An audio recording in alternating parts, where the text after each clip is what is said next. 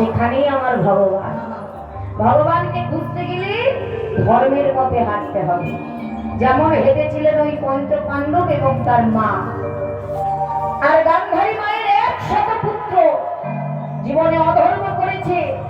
যারা সারা জীবন ধরে ধর্ম করলো, শেষ জীবনে ওই মাঠে গিয়ে কিঞ্চিত কারণে তাদেরও মৃত্যুবরণ করতে হয়েছে, অধর্ম করেছিল বলে। তারা কারা? পিতামহ ভীষ্ম, গুরু দ্রোণাচার্য, এমন মহারথীরা সারা জীবন ধর্ম করে গেল। আমি শেষ জীবনে মাঠে যাওয়ার সময় মায়ায় পড়ে তারা অধর্ম করে বসে। ভগবান তাকেও ছাড়েনি, কারণ তিনি যে অধর্ম সইতে পারে না। আর পিসিমা সারা জীবন সকল কিছু থাকতে, ধন জন পরিবার সব ছিল, কিন্তু তবু তিনি জানে যে এই ধনে গোবিন্দ মেলে না। আমি যদি গোবিন্দ ধন পেতে চাই, ধর্মের পথে থেকে বনে বনে আমি দিন কাটাবো।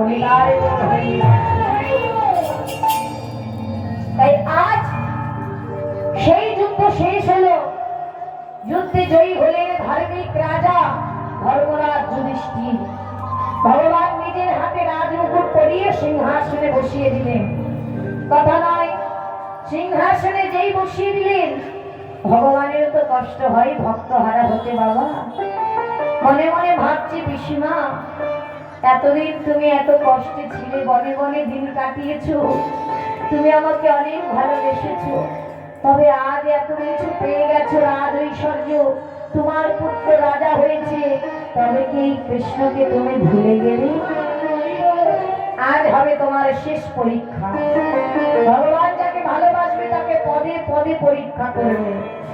আমার পিসিমার সারা জীবন পরীক্ষা নিল, আমার শেষবারের মতো পরীক্ষা নিচ্ছে, দেখি কত ভালোবাসে। পিসিমার কাছে গিয়ে বলছে, ও পিসিমা একবার চেয়ে দেখো, চারিদিকে চেয়ে দেখো, আজ তোমার কত সুখের দিন। তোমার পুত্র রাজা হয়েছে, আর দুঃখ নেই তোমার, তুমি ভালো থাকো। পিসিমা এবার আমাকে বিদায় দাও, আমি চলে যাই।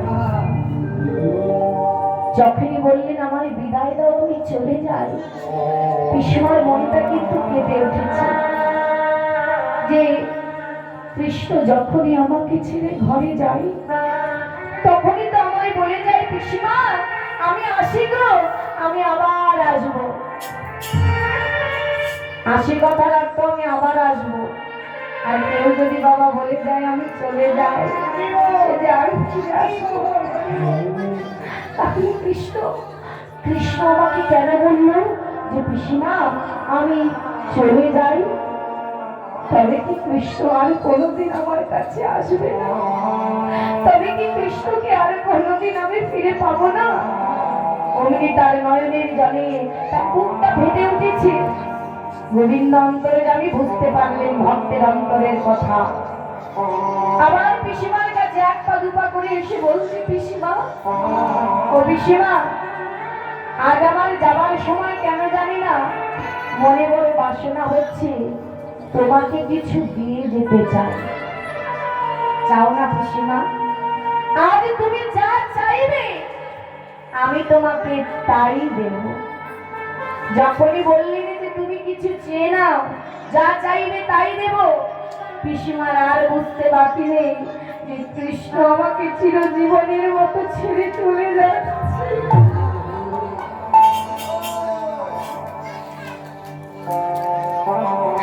কৃষ্ণকে আর আমি ফিরে পাবো না। যখনই বলেছে কিছু চেয়ে নাও, মনে মনে বলছে, ও কৃষ্ণ এতদিন আমার জীবনে দুঃখ ছিল, আমার জীবনে কষ্ট ছিল, যন্ত্রণা ছিল বলে কৃষ্ণ তুই আমার সঙ্গী ছিলি। আজ আমি সুখের নাগাল পেয়েছি, তাই তুই আমায় ছেড়ে চলে যেতে চাইছিস বাবা। তবে শোনো বাবা, তুই আমাকে চিনতে পারবি না। ইহ জগতের ধন দিয়ে তুই আমায় কৃষ্ণ ধন থেকে বঞ্চিত করে দিচ্ছিস বাবা।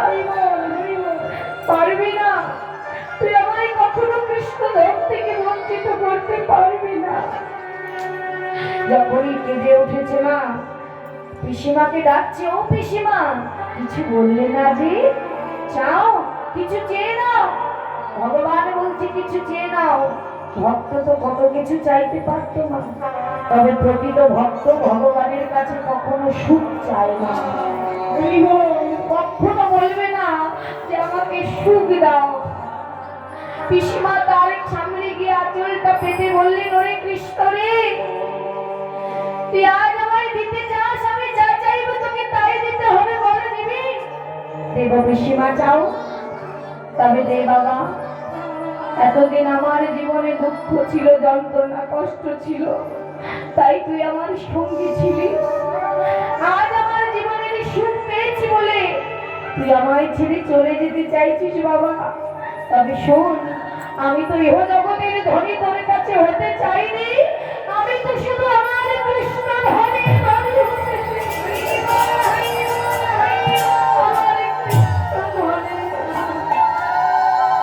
আর তুই আজ ইহ জগতের ধনে দিয়ে আমার কৃষ্ণ ধনকে কেড়ে নিতে চাইছিস? না না না, দে দে বাবা, ফিরিয়ে দে। ওরে ফিরিয়ে দে আমার সেই দিন, আমার জীবনে যত দুঃখ ছিল, যন্ত্রণা কষ্ট ছিল, সব তুই আমায় ফিরিয়ে দিয়ে যা। আর আমার জীবনে যত সুখ তুই দিয়েছিস, সব তুই নিয়ে যা। ওরে, যে সুখ পেলে কৃষ্ণকে হারাতে হয় সেই সুখ আমি চাই না। যে সুখ পেলে কৃষ্ণ ধনকে হারাতে হয় সেই ধন আমি চাই না। যুধিষ্ঠির সিংহাসনে বসে আছে বড় পুত্র বাবা। যুধিষ্ঠিরকে দেখে বলছে, বাবা নেমে আয়, নেমে আয় সিংহাসন থেকে। যে সিংহাসন পেলে কৃষ্ণ ধন হারাতে হয় ওই সিংহাসনে কোনো কাজ নেই, নেমে আয় বাবা, চাই না আমার সিংহাসন। ভীম দাঁড়িয়ে আছে পাশে। মা, ভীম বলছে, মা সারা জীবন এত কষ্ট করলে আবার মাধবের কাছে তুমি দুঃখ চেয়ে নিচ্ছ? বললেন, ওরে বাবা, তোর মাকে যদি সুখী দেখতে চাস তাহলে ইহ জগতের ধনে দিয়ে তোর মাতাকে সুখী দেখতে পাবি না। সেই তো জগতের সুখী, যে কৃষ্ণ চরণে নিজেকে সত্যি কৃষ্ণ সুখী